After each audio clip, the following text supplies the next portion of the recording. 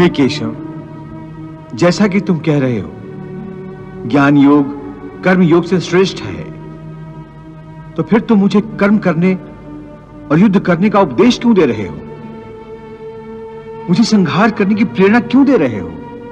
पार्थ, मैंने ये तो नहीं कहा कि ज्ञान योग कर्म योग से श्रेष्ठ है। मेरे कहने का अर्थ ये नहीं था। तुम्हें धोखा हुआ है।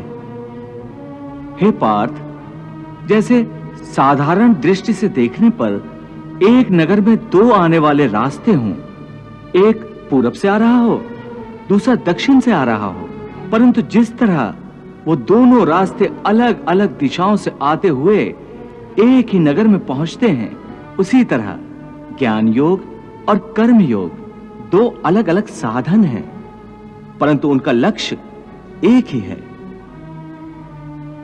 और दोनों मार्गों से साधक ब्रह्म को ही पाता है।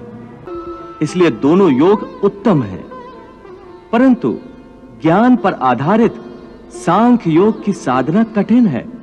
इसके मुकाबले कर्म योग की साधना आसान है। हे अर्जुन, मैंने पूर्व काल में भी इस लोक में रहने वालों के लिए दो प्रकार की निष्ठा कही थी, ज्ञानियों के लिए अथवा सन्यासियों के लिए ज्ञान योग की,